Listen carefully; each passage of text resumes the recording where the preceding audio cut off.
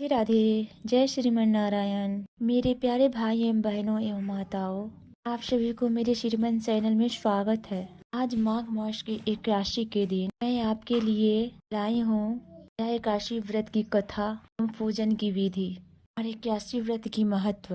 प्रियजनों, अगर आप लोग मेरे चैनल को सब्सक्राइब नहीं किया है तो सब्सक्राइब कीजिए और बेल आइकन बजा दीजिए ताकि मेरा हर मैसेज आप तक पहुँच सके। और कमेंट में श्रीमन नारायण लिखना ना भूले।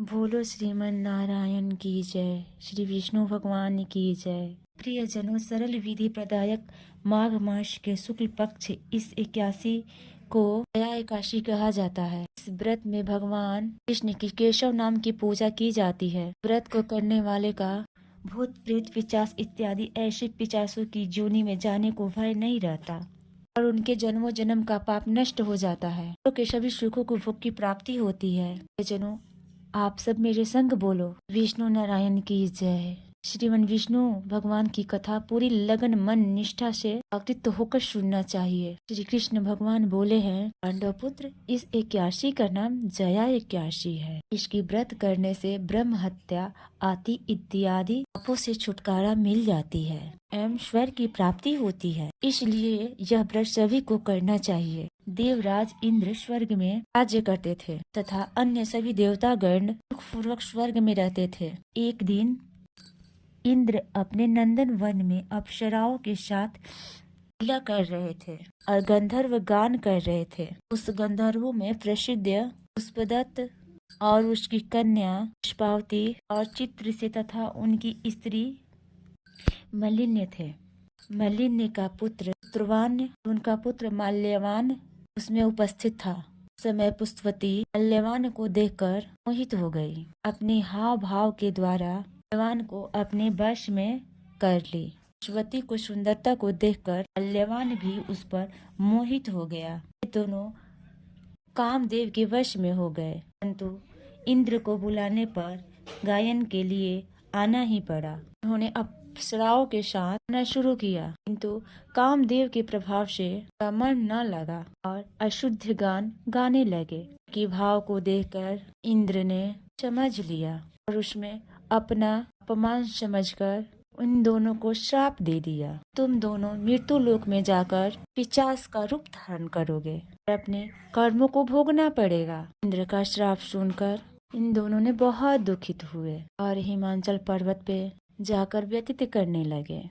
रात दिन भी उसे एक क्षण निद्रा नहीं आती थी। उस स्थान पे बहुत सर्दी थी। सर्दी के कारण उनका दांत कट कट करता था। एक दिन पिशाच ने अपनी स्त्री से कहा, "पता नहीं पिछले जन्म में कौन सा पाप किया हूँ जिससे इतना सारा दुख भोगना पड़ रहा है।" ये पिशाच यूं ही प्राप्त हुए। देवलोक में एक दिन माघ मास की जया एकादशी आई। उस दिन दोनों ने कुछ भी भोजन न किया और न ही कोई पाप किया और वो दोनों बहुत दुखित मन से पीपल की पेड़ के नीचे बैठे रहे। जब सूर्य नारायण अस्त अंचल में चले गए तब रात्रि भर दोनों को सर्दी के कारण निद्रा न आई। उस दिन प्रातः काल होते ही इस व्रत और रात्रि जागरण के प्रभाव से उसकी पिशाच देह छूट गई और अत्यंत सुंदर वस्त्र भूषणों से सुशोभित हो गए और स्वर्ग को प्राप्त हुए। सभी देवतागण आकाश से पुष्प बरसा रहे थे। दोनों ने जाकर सभी देवतागण को प्रणाम किए। दोनों ने इंद्र देवता के पास जाकर प्रणाम किए। इंद्र को प्रथम रूप में देखकर अत्यंत चकित हो गए। पूछे कि तुम अपने पिशाच योनि किस प्रकार छुटकारा पाया, सब हाल बताओ। यह बात सुनकर मल्यवान बोले, देवेंद्र, यह सब विष्णु भगवान की कृपा से हुआ है। जया एकादशी व्रत के प्रभाव से हमारी पिशाच देह छूटी है।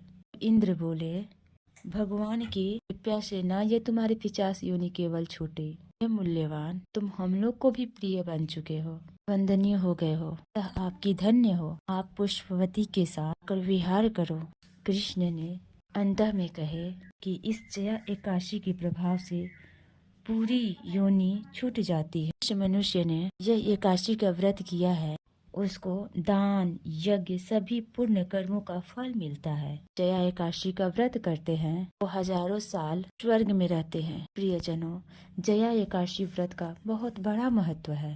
अगर जो व्रत नहीं कर पाता वो कथा ही अगर सुन ले तो उसका फल प्राप्त हो जाता है। जो लगन निष्ठा मन से इक्यासी व्रत करता है, भगवान विष्णु और माँ लक्ष्मी उस पर प्रसन्न हो जाती है, सभी इच्छाएं पूरी करती है। सभी ग्रह नक्षत्रों का मालिक भगवान विष्णु जी है, इसलिए विष्णु भगवान जी का पूजा अर्चना करना चाहिए। सब कष्ट दूर हो जाता है, सब विपत्तियाँ खत्म हो जाती है, वह व्यक्ति हमेशा तन मन से खुश रहता है। प्रेम से बोले श्रीमन नारायण जी की जय, विष्णु भगवान की जय जय। फिर अगली कहानी आप लोगों के लिए लेकर आएंगे। प्रेम से बोले नारायण जी की जय।